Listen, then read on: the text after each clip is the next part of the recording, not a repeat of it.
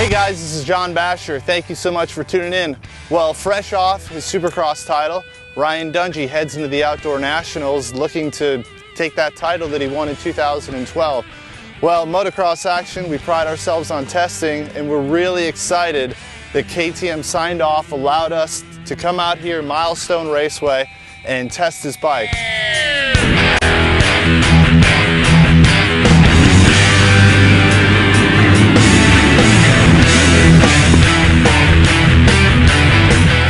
We could go on and on about all the factory parts on Dungey's bike, but really people would want to know 5 cool things that we found on Dungey's KTM 450 SXF. Number 1, the WP track shock, which can be locked out or it can be loosened in terms of allowing for that dropout feature. You've probably heard of it over the years.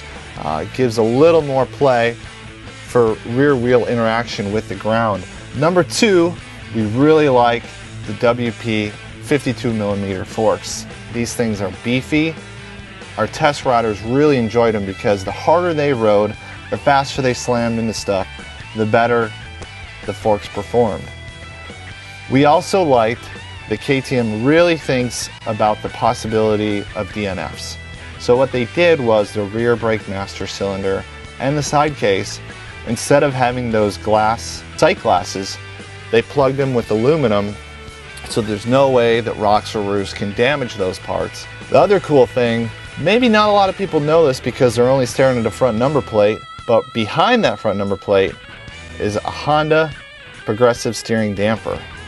Dungey likes to run it on the lightest setting, but he prefers to have that steering damper so it can lessen just a little bit of head shake that he might encounter on really fast tracks or going down straightaways. Carlos Rivera, Dungey's mechanic, litters the bike with tons of titanium fasteners, bolts that MetTech custom makes for the Red Bull KTM factory team. You'll also notice the kite wheels, the Dunlop tires, the Akrapovic exhaust system along with the Akrapovic chain guide and the skid plate, which the chain guide and skid plate are made of carbon fiber. Dungey likes a smooth engine with good power.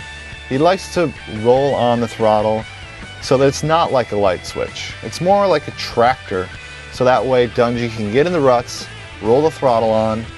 The bike is consistent, it doesn't want to hop out of ruts, it doesn't tire him out, but we can tell you that it's incredibly fast. Another thing that Dungey prefers outdoors versus Supercross, he's going to be using carbon fiber engine mounts. Didn't really care to use those in Supercross because he was concerned that there were possibilities of braking. Now, the KTM team, what they do with the engine is they might change the cam. They'll definitely change the gearing. Indoors, they were running around 1452. Pretty sure they'll be running 1450 outdoors, but it all depends on the track. But we did discover Ryan Dungey, your average bear when it comes to bike setup. He's not too picky about the rear subframe being cut. The team uses a titanium subframe from the factory, but it's not cut, it's standard height. He also likes your Renthal half waffle soft grips. There are all these things that anybody, the average guy, would hop on and go, yeah, this bike feels pretty comfortable. However, it would be hard for anybody aside from top pro speed to be able to use that suspension to its full capabilities. And that power band, along with suspension that works well with Dungey, that's a winning combination.